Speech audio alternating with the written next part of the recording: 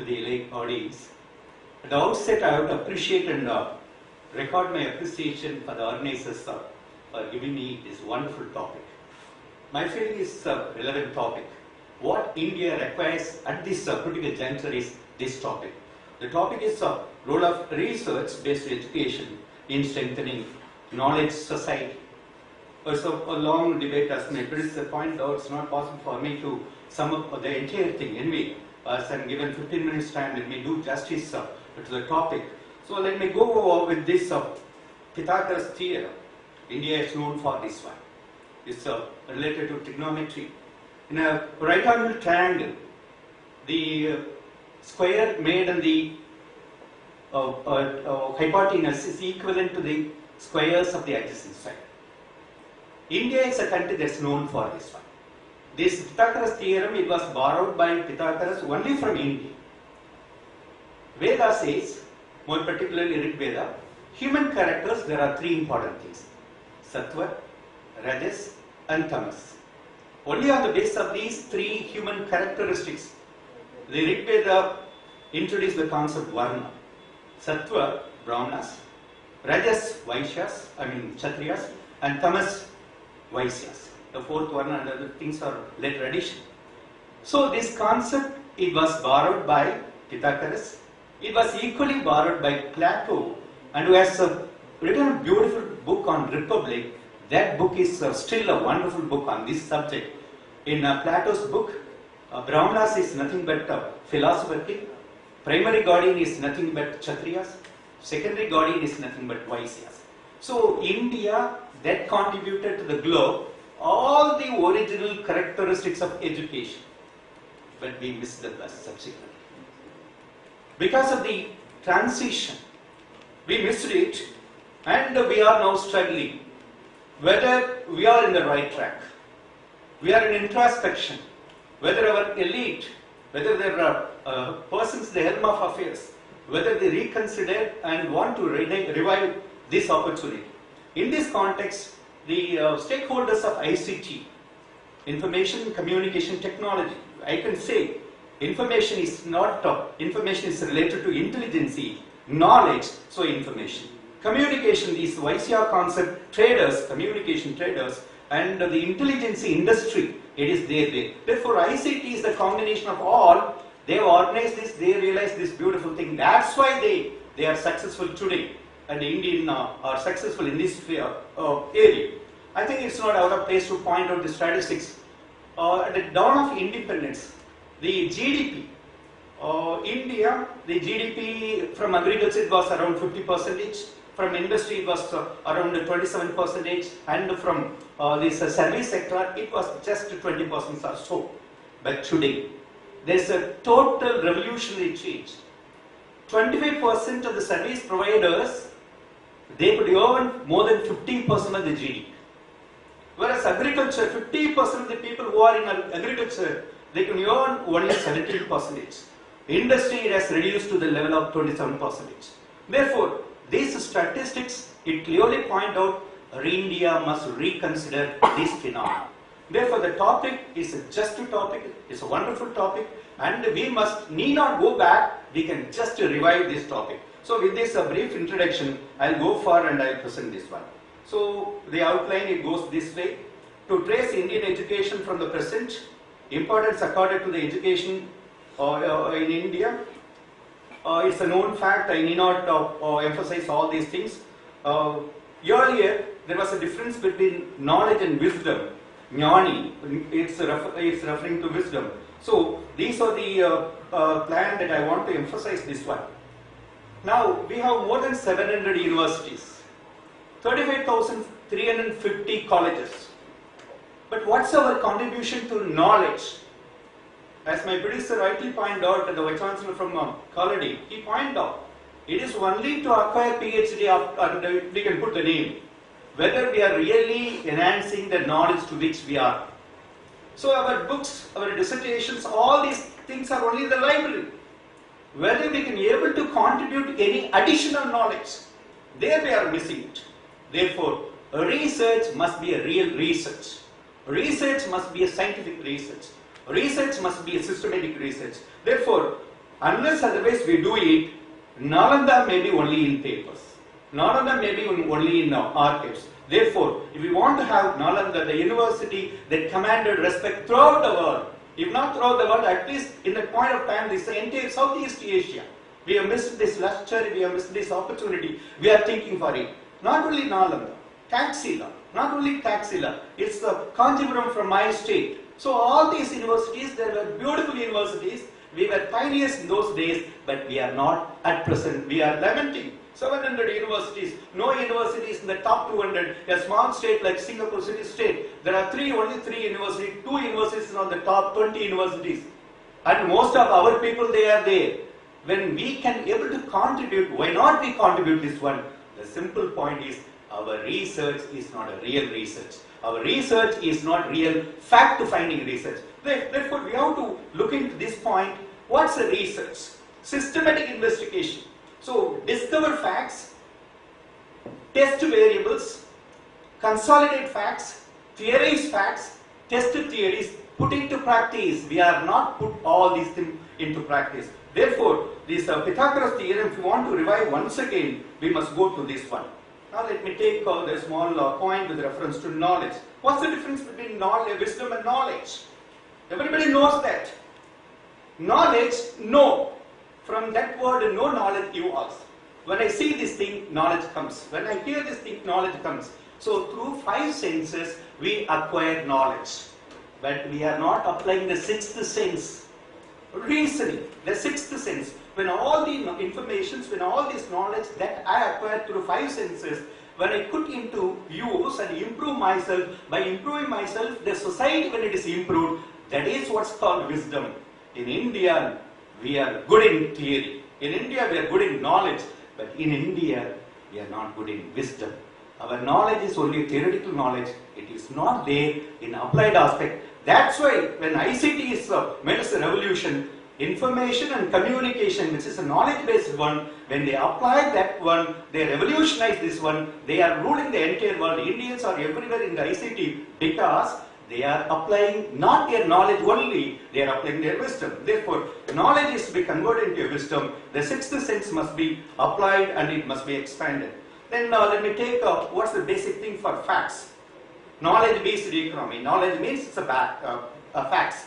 Our facts, research, it must be centered on authenticity. Once again, my predecessor pointed out, authenticity. We submitted a dissertation, we got PhD. Whether it is authentic, we don't know. Whether it is reliable, we don't know. Whether it is valid, we don't know. Whether it is applied, we don't know. These are the areas that we are lacking.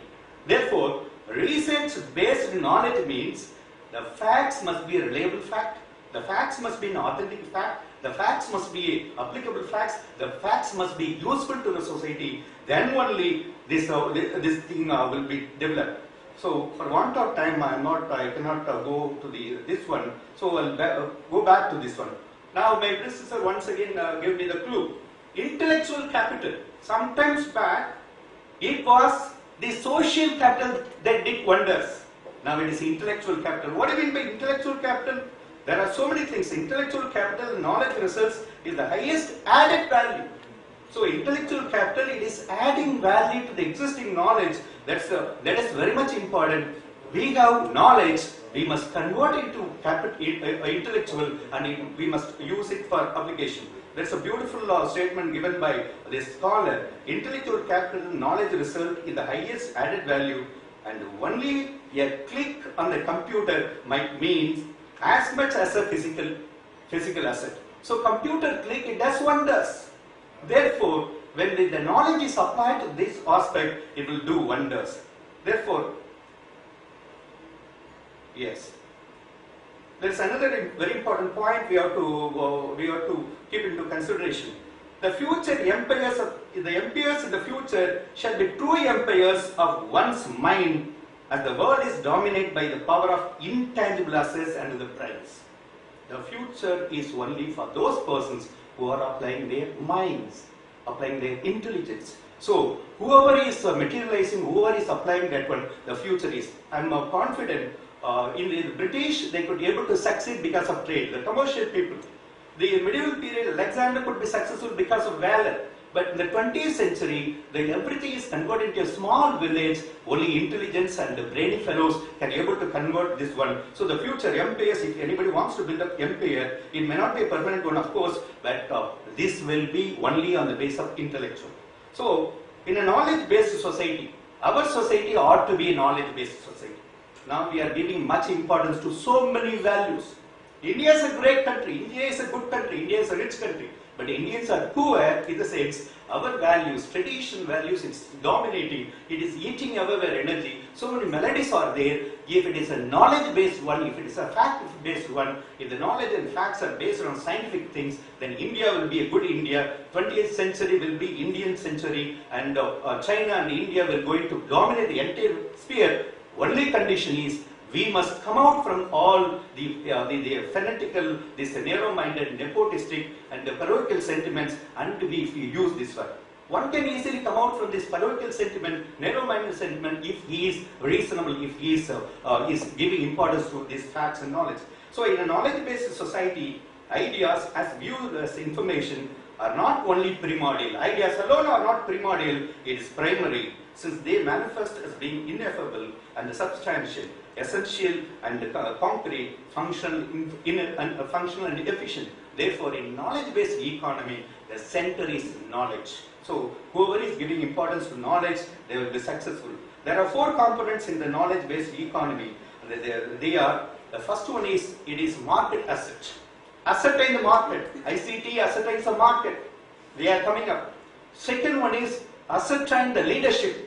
Leadership building is very important. ICT is doing this one. So, second one is the leadership. Third one is improve knowledge. Therefore, in this context, it's not out of place to say there are a few important points that to be taken into account. See, there is a revolution which is going on. No more telegram is going on. This ICT knowledge-based economy eats away or makes this telegram office into obsolete. SMS replaces telegram. Therefore, similarly, mail IDs replace personalized letters. Skype reduces transportation, air travel. People are every day they are talking through Skype, and travel is avoided. So, world is reduced to a small village because in knowledge-based economy, as ICT is supporting this knowledge, the world is reduced to a small village, global village. So, information is coming to our drawing room. We need not go after that one. A click of a button, it does wonders. So, a practical illustration. When I did my first PhD, I took 7 years. When I do my second PhD, I could be able to complete in 7 months. This is possible because a click of a button brings all these things. So I need not go after a library. Library is at my iPad. Lot of e-books are there. It is the contribution of ICT and it's the contribution of knowledge. Therefore, only thing is we must know how to make an access. Only thing is we must commit it to that particular point. So the pedagogy, there is a revolution in the pedagogy also. Old university systems is going out, obsolete. See, this open university system or online learning system, it is making a revolution in this regard. So e-translation is a beautiful concept. E-translation, it is making language barrier as absolute. I can understand everything if it is in English. I can want my own mother tongue translation. It's possible. E-translation. So e-language, e-translation, all these things. I can be able to compose a book, even though I don't know how to type all these things. This is assisting. So in this context, even though if I have any doubt about spell check, grammar check, all these things are there. Therefore, ICT coupled with this knowledge, it does wonders. So iPads and iPhones make a mobile library. E-governance is everywhere. So E means everywhere, it's everything in the world is making us as a wonderful area to live. And the most important thing is India is the second largest populous country in the world. We worried very much about how to minimize, control this population. But these E people, they are an asset to this country. It is the E people that they are fetching a lot of money. What we thought of sometimes back as brain drain, now it is a brain gain. So everywhere it is a revolution. Therefore, E people, they are making an asset to this country. So human resources are very important resources. In a cyber world, there is no retirement. Till death, anybody can do anything. What is very important is acquiring knowledge, expanding knowledge, disseminating knowledge, theory building, theory testing, apply everything to the present day world. So these are very important concepts that I would like to. So ultimately, before concluding my speech, the concept of intellectual capital, as also known as the currency of the new millennium, is the key to success in the era of knowledge.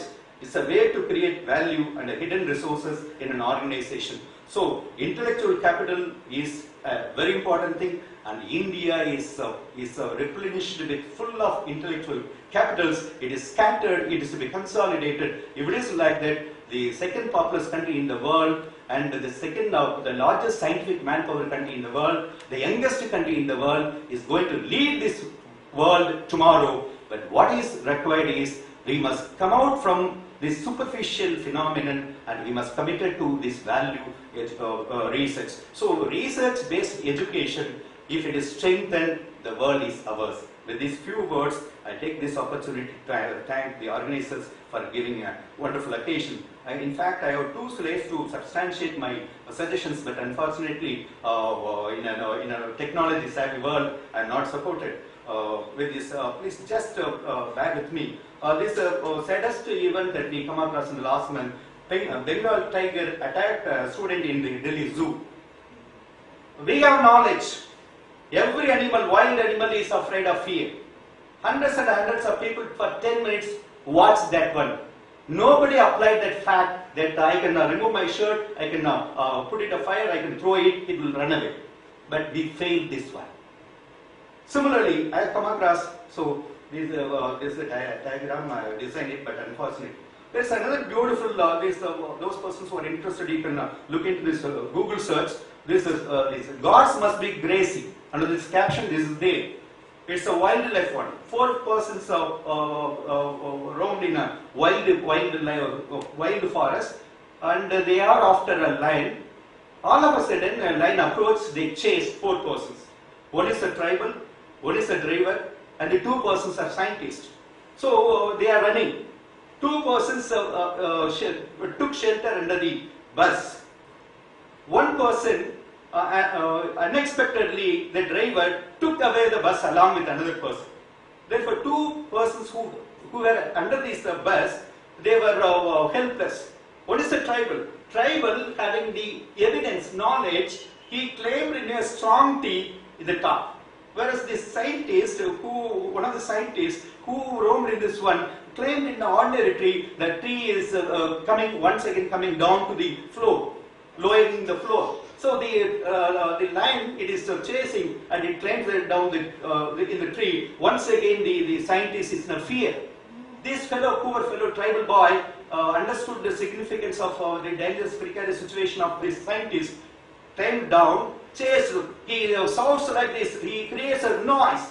The lion thought it's a bigger animal, it went away. So we must know how to use facts. So we must know how to use evidence. If we know how to use facts in a scientific manner, in a knowledgeable manner, in a systematic manner, and we apply our presence of mind, the world is ours. That is, a small human being with average 70 kgs, he is able to convey tons and tons of a powerful animal, elephant, with a single thing. He is capable because it's a mind, it's a knowledge. When he uses 6th sense, in analyzing all the inputs of the 5 senses, it is. Therefore, I really appreciated the organizers for coining this topic. It's the topic of the day. If we apply, use it, really India will be transformed into a great country. Thank you for the good opportunity. Thank you.